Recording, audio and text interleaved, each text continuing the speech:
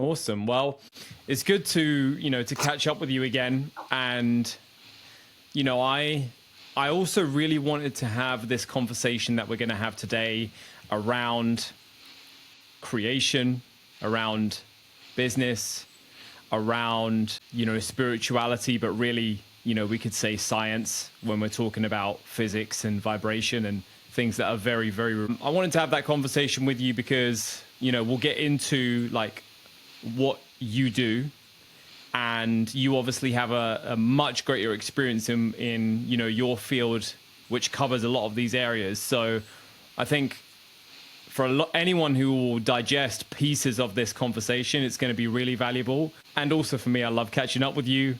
Mm-hmm. And there's some things that, I could definitely, really enjoy some clarity on. So yeah, I'm excited. Me too. It's interesting because our last conversation was more business related. Like I was really focusing on you can hear me? Yeah, straight business related. Yeah, I hear you. Yeah, we talked a lot about business and entrepreneurship because that was really my focus. And my own sort of self-transformation in the last year has really steered me back to like my roots, which are very spiritual in nature, but just energetic in nature, which is the starting point for everything we create. Every business we create, every creation comes from here. It begins from within. So it's all a manifestation of an internal experience. And that is the part that just fascinates me the most, is the person before the business. And that inner alignment is fundamental for any kind of creation or business. So it was interesting working with my first few clients doing strictly business coaching. And it ended up being a journey of self-transformation.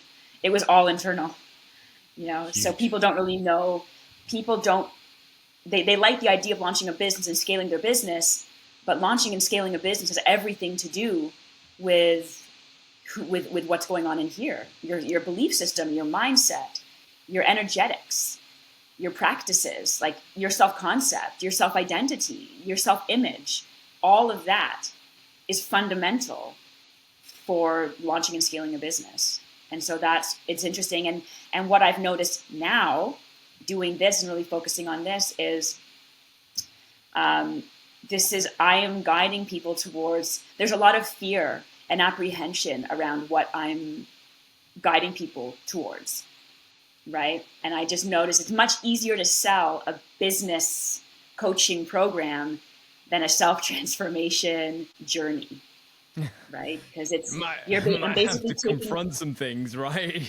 Well, that's just it. You're going to have to, if you want to change and if you want to do something you've never done, you're going to have to confront the parts of yourself that are keeping you from doing it. And the same is true with love. The same is true with wealth, with business, with finance. Everything. If you're entering a new level that you've never been before, there are parts of you that are conditioned, that have been conditioned to keep you safe and small and in a familiar territory. Expanding out into greater amounts of wealth and success and visibility will have you meeting your edges. Yeah. Right. Yeah. So it can be very confronting. Yeah, absolutely. And I want to circle back to some foundations that I think will be helpful for this conversation in terms of definitions, when it comes to spirituality and things like that will make this more accessible for anyone who is not necessarily in this sphere as well. But one thing that came up is like, even the word confrontation, like confront things about us, that word confrontation even has, to me, some connotations of, is that a positive or a negative word? And I'm trying to lean into the idea that it's not bad to look at these things or parts of ourselves, like the leaning in part. If we look at the big picture and what it means to have access to our highest potential, it's actually really, really great and amazing. And it's part of our mission or purpose here in life, depending on what one believes. And so it's not bad to look at these things. Just because something is uncomfortable, it does not mean it's negative, right? Of course. And maybe the word confronting, I could use a better word, because confronting can be, but that's essentially what it is. You are kind of confronting parts of yourself that are scared, that are fearful, that are unsure, that are doubtful. Could When you, is accepting the right word potentially yeah, to I use think for that as well? accepting, essentially that's what it is. We're coming to accept these parts of ourselves that might feel uncomfortable, right? It's always when you feel the way I feel it in myself when I'm expanding into a new area or space. It can feel like I'm confronting myself, like, So that's why I use that word. But it is, you're accepting. I also like the word contrast, experiencing the contrast between where you are and where you are and what you want to experience. We experience that contrast, like in the 3D reality, the material dense realm that we're existing in right now, right? We experience the contrast, and it's in the confronting, it's in the contrast, the discomfort, that we get clear on what it is we want. Without that sensation of discomfort, we don't know what it is we want. And Yes. most people have gotten so comfortable with living in an uncomfortable situation that's the norm, right? So leaning in, as you say, into the discomfort, into the inner confrontation, or the inner whatever word you want to use, that is your invitation to get clearer and clearer on what it is you want. Like, what do you desire for your life in every way, like granular detail, like love, money, relationships, experiences, success, all of that. You can only really define that when you get clear, when you experience what it is you don't want. Absolutely, absolutely, and so yeah, I'm curious around the spirituality side of things, purely because when I look at some of the top performers that I know of, you look at whether it's the Ronaldos, the Messis, the Neymars, they all have their particular faith in something higher than themselves, whether it's Christianity or Catholicism. Michael Jordan was raised Christian. Aubrey Marcus, who is one of Joe Rogan's friends, who I look up to because he started a supplement company called Oneness, and Joe Rogan was one of the co-investors, and that sold a couple years back for 400 million.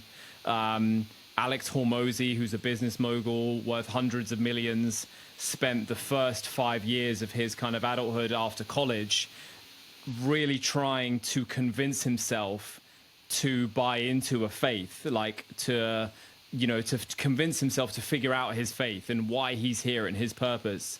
And his close quote that I can remember is that he felt he could not access his potential, and he felt the work couldn't begin until he could lean into some faith, some purpose, some reason for being here. And so I think for me, it comes up as important to have some sort of faith or some sort of belief.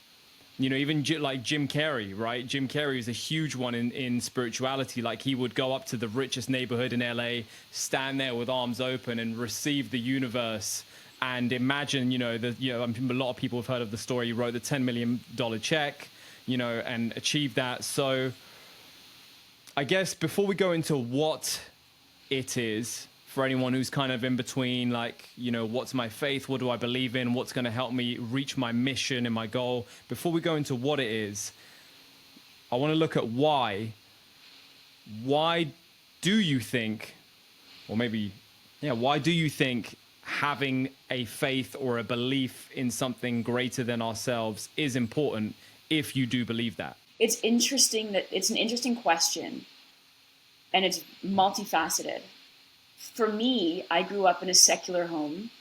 My mother is Roman Catholic, my father's Jewish, and there was literally no discussion of religion in my house. Like, no spirituality, no God, no nothing. My father is historically Jewish and culturally Jewish, grew up in a Jewish family, but he's really an atheist, like, essentially, and so I always felt there was something, but I didn't know how to define it or how to relate to it. I just knew there was something, and I knew I was different from my family because I had a faith, but I didn't know what it was, right? So it was, and I always knew there was something else around me. There was something in me. There was an energy. There was something that I was connecting to. And I remember I used to stay home from school when I would be home alone because it would allow me to connect with it when nobody was around. And it would mean just being in silence and, like, knowing that I was with an energy or something. It was it's very hard to describe. Like, this is the spiritual experience. It was within me and I couldn't feel it. And it was a safe place. So I would stay home alone from school when I was going to be alone, so I could experience this connection I had to whatever this thing was that I couldn't really define, but I knew it was there. And I had a few out-of-body experiences when I was a kid as well, where I would like leave my body and be able to see myself moving in my life, like some strange stuff. Wow. Why do I think it's important to have a connection to or to a belief in something else? And like, I don't know if it is important, to be honest with you. I think it's an individual journey. I think even, I'll use Hormozy as an example. He may not believe in anything external, any entity, but he has an unrelenting belief in himself, right? And that alone, I mean, that when you believe in yourself, a lot of people would say, well, if you believe in yourself, you do believe in God because you are an embodiment of God, if you believe in God, right? So I think belief is important because it anchors you in something that is almost a guiding force. It's like a guiding light, right?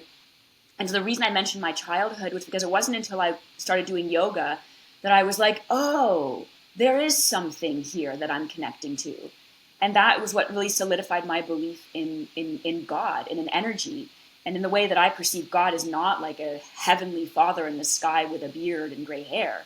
My conception of God is an omnipresent love that is felt, that is the truth, that is 100% in support of our highest good at all times, no matter what.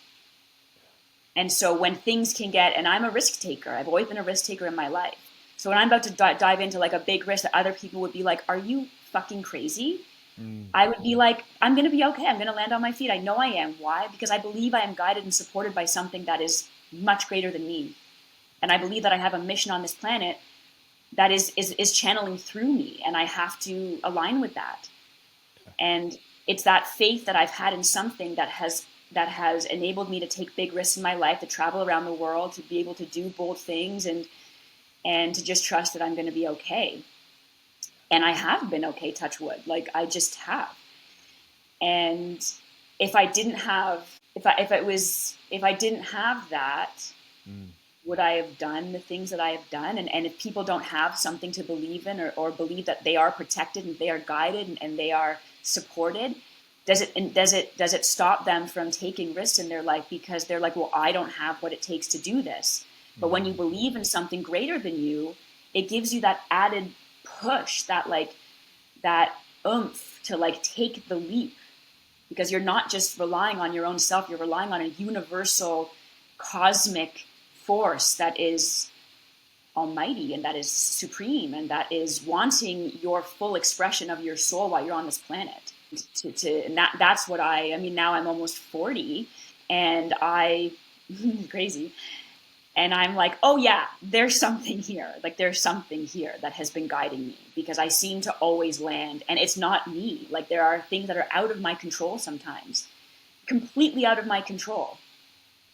And in my darkest moments, when I'm like, really like, I am calling in a favor here. Like, I don't know what to do. I don't know what direction to take, and something happens. Like, something always comes through, because when you ask, it's delivered. Yes. So I don't know if that answers your question. That was kind of a ramble, but why do I think it's important? Because it's leverage. It's leverage. Back to the like business lingo. It's so leveraged. You're so high leverage, Claire. You're like but the thing with Hormozy, and I love that you use that example, because I know his perspective, and I know that like he's not necessarily a spiritual person. He doesn't talk about spirituality, he doesn't talk about energy, and he jokes about that when he goes to like woo-woo type events. He's like, I don't speak this lingo, but the man has absolute faith in himself, and that is something. He believes in his higher self. He believes that he's got something, and he does. Like, we all do. Yeah. So whatever the language is kind of meaningless, It's more about the personal experience. And that's why, like, maybe it's important, maybe it's not important. I feel that it's important. Yes, yes. And he often speaks about, Alex Hormozy, he often speaks about asking for guidance from his elderly self, or him wanting to meet the version of himself that makes $1 billion per year. He's like, I want to meet that guy.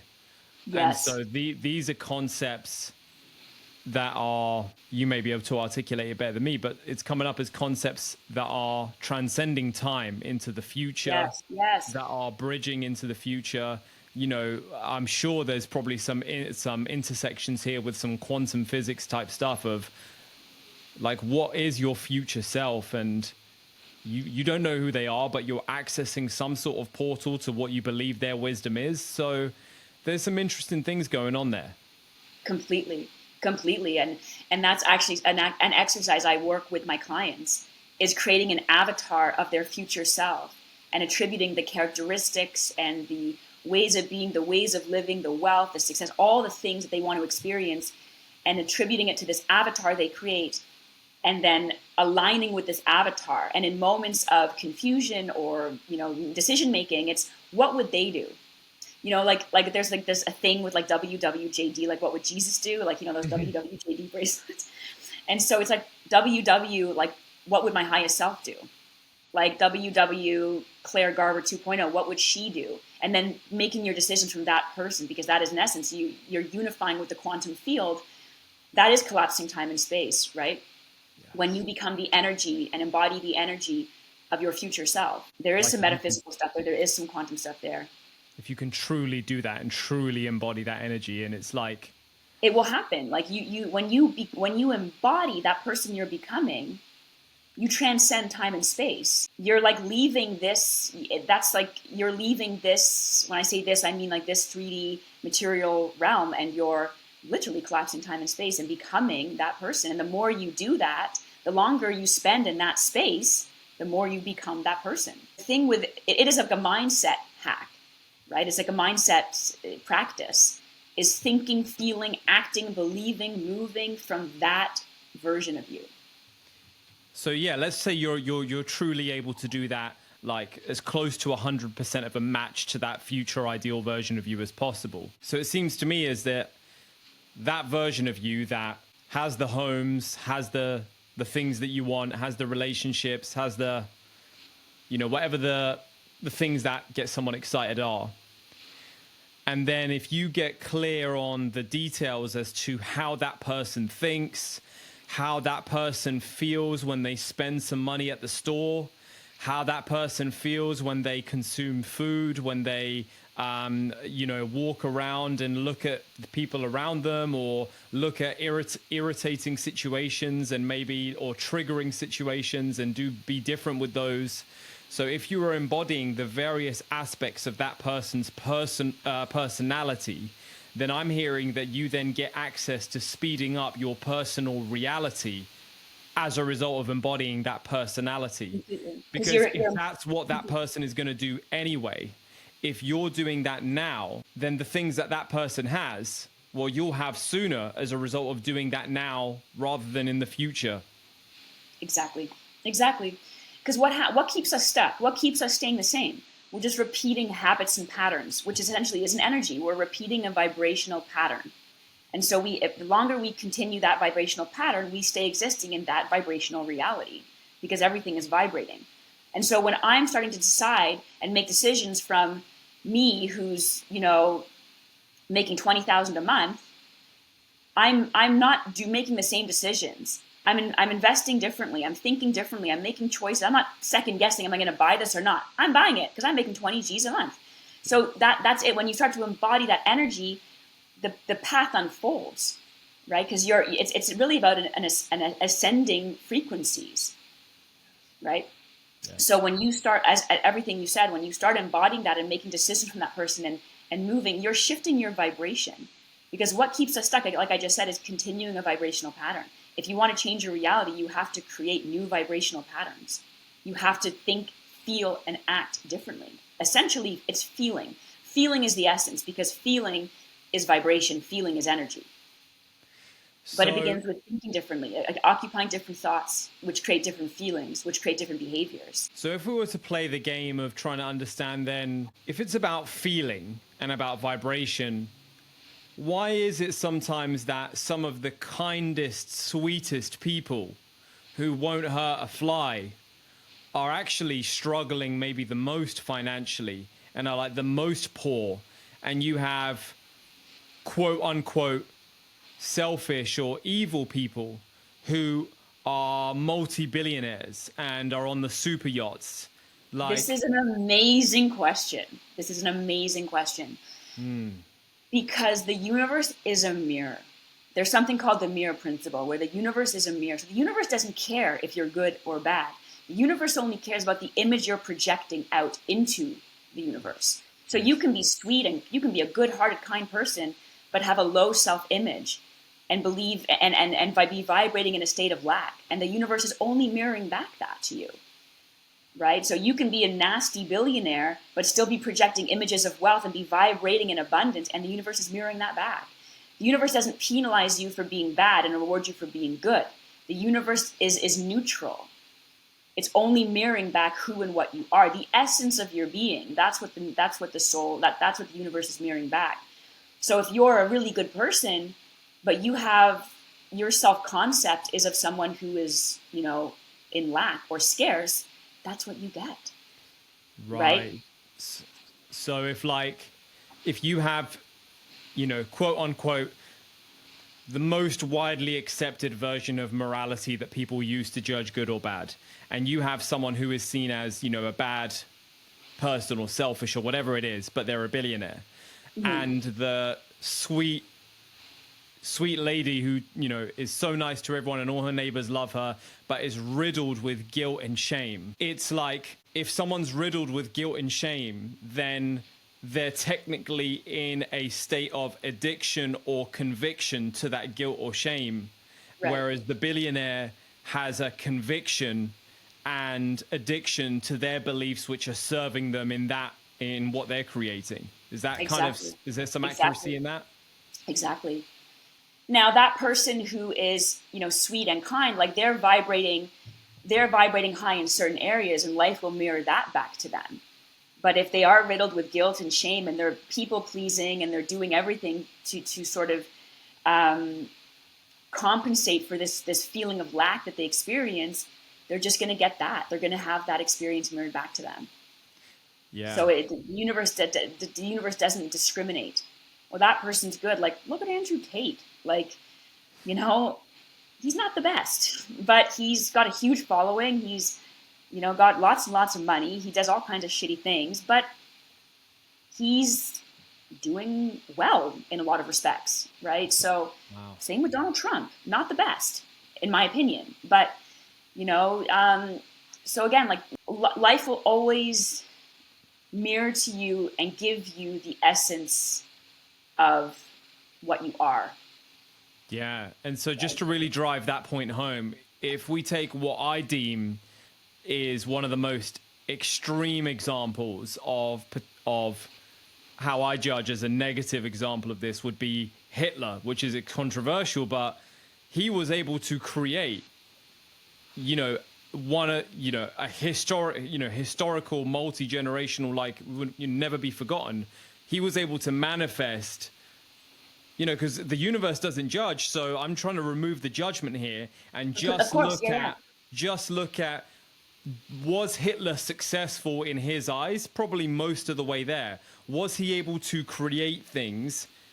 He was. And so I'm just using this controversial example to really drive the point home that you said, if the universe doesn't care about if you're good or bad, and it's really about it's being a mirror and also to do with your conviction. I mean, that guy was pretty fucking convicted, and he did some horrible things, but is that kind of fair to say?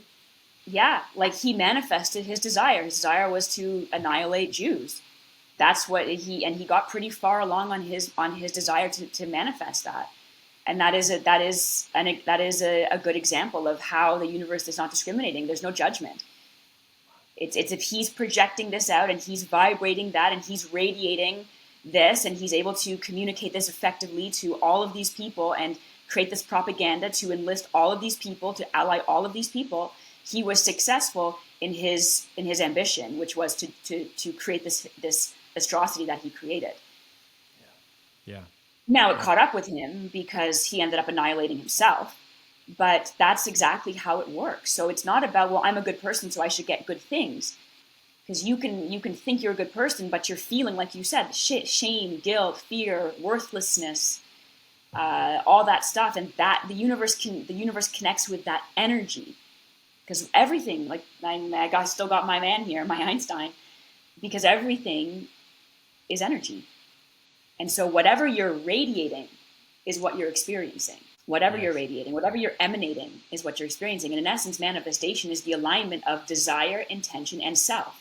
Desire being the thing that you want to experience, intention being how you align your energy, how you put your energy into it, and yourself, that like triad of desire, intention, and self. That connection. And if you align yourself in that way, you can literally have experienced anything you want. The hardest part about manifestation and reality creation is shifting your belief systems.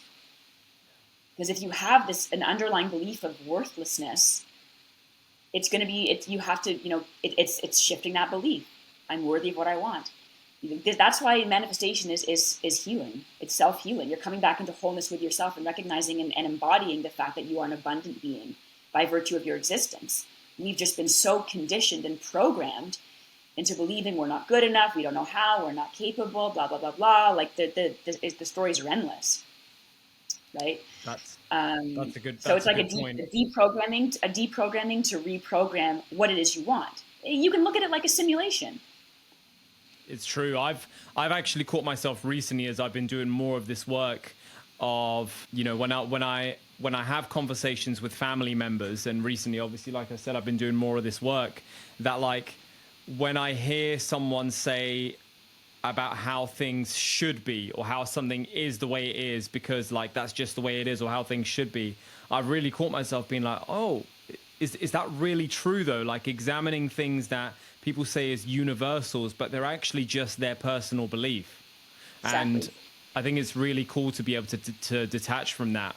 And really, I've noticed that when one really starts paying attention to the programming, you can really see that how much you've been doing automatically that are based in beliefs and programming. You're like, hold on, why have I even been doing that? And you're like, oh shit, it's literally just because it was a program and it's just been on repeat. Yep.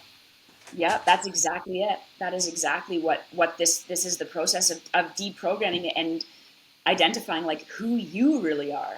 Like who is Dimitri without all that conditioning, without all that programming, and getting to the core. Like that is freedom, is realizing that you get to decide how everything goes for you. You can create an entirely new reality. And that's why it's unsticking yourself. It's like if we're like this with all of our codependent relationships, right?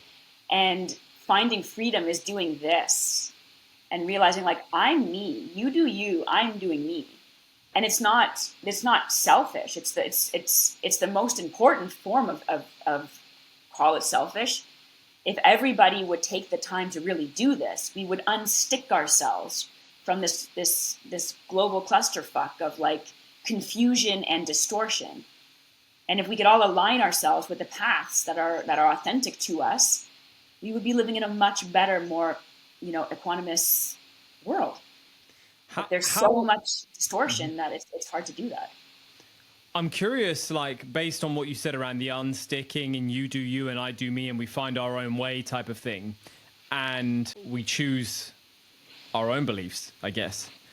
So if we all do that, just as a quick side quest into this to play with this, how would we be able to live together in a cohesive society if many societies are based in like, Greece or Bulgaria or Russia? They're like a Christian Orthodox society. Like Italy, you have a Catholic society. So, you have people who believe the same thing and can come together and unite on the same thing and the same beliefs, which can be quite nice to be able to hug the people around you and believe in the same thing on the same day and celebrate the same thing. And so they advocate for their good, and also resist maybe what they deem as evil in the world, you can get a lot of people together to unite against what they perceive as evil because they believe the same thing. So how can we create, do you have any thoughts on that and how like a cohesive society could exist if my understanding Yeah, is I like think this one of seems my like biggest hyper issues. individualistic? Yeah, one of my biggest issues with organized religion as it is that it's distorted the truth of religion. Like, because religion and spirituality are essentially the same thing if you really pull them apart. Like Mm-hmm. this belief in God, this belief in Allah, this belief in whatever it is you believe in, right? It is this identification that there is something. But if you look at all the religions, like they're all founded in the same thing, love. Like that's essentially it. Like we come together and we celebrate love, and Jesus as an avatar, as an embodiment, as an expression of love. I can get behind Jesus any day, right? I can get behind what he was teaching any day of the week. Of course I can, Yeah. right? Yeah. But the problem is that it's been taken too literally, right? And it's like, well, I believe this and you believe that. We don't align. We all are here. We all go back to the same ash. Like we're all literally the same, right? So the belief systems can be really troubling when you're so identified and attached to this is it. It's there. Like if you don't believe in Jesus Christ as your God, I'm using him as an example, as your God and Savior, whatever they say, then there's something, you're going to hell. There's something wrong with you. Like if you actually study Jesus' teachings, Jesus would be like, what? That is not what I meant when I was giving these teachings. Like not at all. It's just been completely distorted. Like I'm putting a lot of stuff on YouTube, but I'm getting some crazy comments from people because I talk about healing and manifestation, and there's a lot of opinions out there, and I find it fascinating. Like the world of YouTube is fascinating. And I get, it's a similar comment. Like people say to me, you're going to find the truth soon. Jesus is your savior. And I'm like, guys, you don't understand. Like Jesus, that identification of Jesus, it's an internal experience. It's a consciousness, that Jesus consciousness, or in yoga, Krishna consciousness, Jesus Christ consciousness. It's an awareness of love. It's an awareness of being, of connection, of community. Nobody's coming to save me. It's about embodying what Christ stood for, what these great avatars, Paramahansa Yogananda, what all these great avatars stood for, what they embodied. Yes. Those teachings are just transcended down. So it's not, but there's so much ignorance and misunderstanding and misinterpretation of these teachings. I don't know if I answered your question. How can we come together? I think it makes if we stop externalizing the experience of religion, if we stop externalizing our spirituality, like if you don't believe that, you're wrong. You believe this, we can be friends. But we go within and connect with the truth of our beings, and we will come to realize that we are all the same. And we are all of this one love. Call it God, call it Christ, Spirit, call it the sun, call it the moon. It doesn't matter what you call it. But when we connect with ourselves internally, we realize, oh yeah, we're all the same. And what we feel when we connect with each other, what people feel in congregation, what people feel in church or in the mosque or in the I'm having a brain fog for a second. Synagogue? Hold on. The synagogue. It's that feeling of love. It's that feeling of connection. It's like, oh yeah, we're in this together.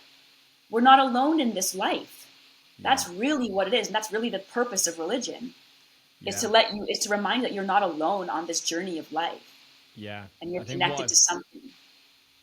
Go on. Yeah, like what that makes a lot more sense to me now, and that makes a lot more sense. I think, maybe some of the feedback I've got from other friends who are very pro-religion is that obviously with their religion, there's like a very clear rules or foundation, a very clear thing to follow. Whereas with what we're talking about, it seems that it's less copy and paste with finding your way. Yeah, because it's like, in Christianity, for example, you can do terrible things and repent and do a couple Hail Marys and you're fine. Like, it just doesn't make it makes no logical sense to me. Like the true religion is be a good person, do good, and good will do, do as you do, the golden rule, do unto others as you would have done unto you. That's the religion. Do away with the Bible and just leave that, and we'll be living in a much better world. And because the universe doesn't have morality, so therefore one could question, well, why must we even do good to others then if the universe doesn't judge good and evil? But what's coming up for me is that if we're all connected, then if you're doing bad to others, you're also doing bad to yourself. That's right. That's right. That's exactly it. That's exactly it. So if we know what religion is, like, what would you define spirituality as? And the reason I ask that is because sometimes I feel even just saying the word spirituality can maybe be a bit divisive. Maybe people will, little guards come up. Maybe that's because it's been contaminated, like a branding issue where you associate some things with a word. So maybe there's some contamination there with some people's experiences from various, situations that claim to be spiritual, but they're not. So what would you say a more universally accessible definition of spirituality is that is more uniting?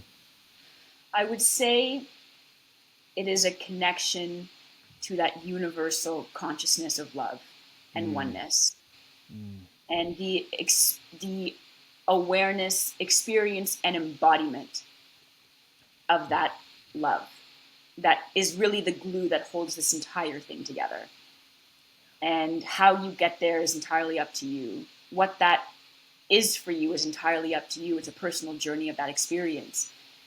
But it is that's how I would best define it, for myself anyways. And how do we know what makes us believe that it's a universal love? Well, that's a great question. I mean, I think that's, again, it's subjective, right? I think personally, I think the only universal truth is love, because it's the one thing that we can all experience and we can all feel what love is. And yeah, I think I would just leave it at that. It's one thing we can all experience, is that experience of love, and how that manifests for every person is different. But I could, you could stand beside any human and feel, ego aside, mind aside, feel that connection. That's why you can be in a room with people who you don't speak the same language, but there's a felt thing. There's a shared connection that is felt, and it's universal. I go to Thailand, I go to Argentina, I go wherever in the world, and it's the same feeling is felt. And even the worst criminals, the most heinous human beings on the planet, still have this love, this access. They've been broken beyond repair. They're distorted, yes, but there is still love there. I believe that. That's a strong share, and I appreciate that. What I would love to close with in these last 5-10 minutes that I think will be really valuable and leave some food for thought is when we were talking earlier about, we were given the kind of diametrically opposite examples of billionaire to sweet lady and super successful to not. And I've heard you talk about self-image and self-concept a lot and how important that is. We get people who are advocates for leave the woo-woo stuff out, leave the inner work out, leave the journaling out, and just take action. And to my understanding, of course, someone who, if you embody that higher version of yourself, that successful version in feelings, in personality, that version of you is also going to take some pretty amazing actions too. So that's important. But in what I just described, you're also embodying a bigger, stretched, expansive version of yourself. Mm-hmm. And then you take the actions as well. So the actions to me sound like effect, and the identity stuff is the cause. So I would kind of love to know how important is identity or self-concept, if they are the same thing when it comes to creation? And then maybe we can just wrap up with some approaches that are relevant to expanding that thing. I would say it is primary. I would say self-concept and self-image and self-identity, I think they're all basically the same thing. I think they are absolutely fundamental. I think it's step number one is in starting to really see yourself as you wish to be. Like who could you possibly be? What are the possibilities? Because when that alone will start to have you use your imagination to start to expand mentally. And the first hermetic law of the universe is a law of mentalism, which states that all is mental. The way you communicate with the universe, with the all, which is the hermetic refer to it as the all, is through mind, your thoughts. So if you can start to conceptualize the identity that you aspire to experience, and then live and breathe and experience that, you'll start to become it. But if you can't see beyond where you are, if you can't see another version of yourself, if you only see yourself as someone who is broke, someone who is unworthy, someone who is alone, someone who is not deserving, someone who is not enough, someone who is always going to stay the same, you will stay there. Right? So having the practice of seeing, like Hormozy is doing alchemy in his day to day. He has different words for it. He has different ways of describing it, but he is doing alchemy. When he was down and out and in Layla's parents' house, sitting on a kid's chair, working on his, thing, he was doing alchemy. He was manifesting every single day, right? So we have different ways of describing the process, but when you go from one thing to another, it is alchemy. Turning base metals to gold is the process of alchemy. This is basically metaphysics. This is the hermetic teachings, yes. Right? So he had a vision of himself as a 100 millionaire. He saw that, and then he shifted from within to make that happen, right? His method is go and do. Just do. And I respect it. And it works for some people. But there is still a process of conceptualizing what it is you want and then harmonizing your internal experience to that. Does that answer your question? Yeah, and I'm pretty sure I've heard him say, do you want to be rich or do you want to be right? Right meaning the beliefs that the previous self had. So like, I definitely hear you around that, and I've heard many descriptions of requiring to sacrifice the old self to give birth to the new. Completely. So, and it is. I do appreciate the fact that it is a process of taking action, because you can sit journaling all day long and talking about how worthy you are and take zero action, and you're just you're not actually doing the thing. Yeah. So there is a large part of this embodiment is actually taking the action, is actually being bold. You can see yourself as a multimillionaire all day long, but if you're not taking the action that a multimillionaire would take, if you're not putting yourself out there, if you're not making the calls, if you're not taking risks, are you really doing it? Yes. So you can stay safe in the inner work as well. You can escape and you can buffer yourself from the actual experience of the embodiment as well. So that's why taking action is absolutely, as essential. Like, see what you want, become aware of what you want, conceptualize that, and shift your identity from within, and then take massive action and in massive aligned action in that direction. So is it even relevant to dissolve what doesn't serve us anymore, or is it more relevant to just focus on repeating what we do want and just repeat 100%. That ideal? Like, do we even need to do the inner work of dissolving what doesn't serve us and figuring out why, and then telling ourselves a different narrative on that? Or do we just need to it will come up when you're the beliefs become behaviors. So if you want to look at things as they come up and clear them and shift them quickly and keep focusing on where you're going and what you want. Like you're like law of attraction. This is essentially law of attraction. You will attract more of what you're experiencing. So if you're stuck thinking about what you don't want, you just create more of what you don't want. It's an inclusive universe. There's no exclusion. Everything's included. So if I'm like, I don't want that, I don't want that, I don't want that, you're just attracting more of that.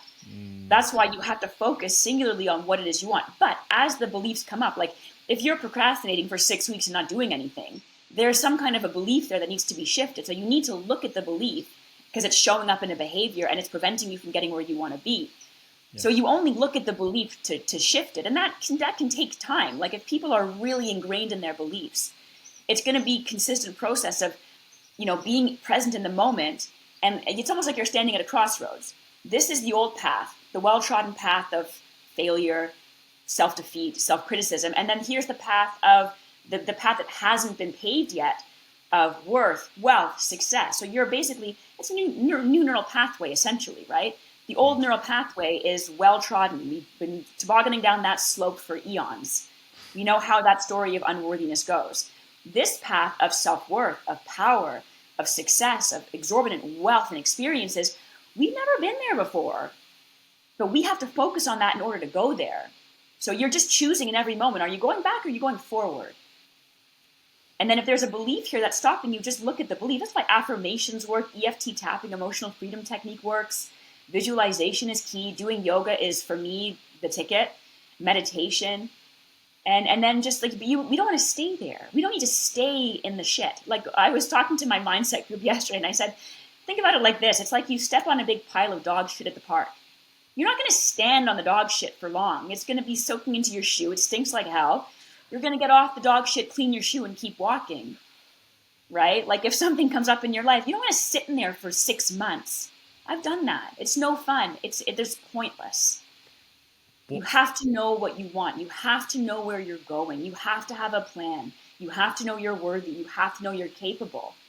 And that essentially is the inner work. It's just reminding yourself of your potential. It's reminding yourself of what's possible for you.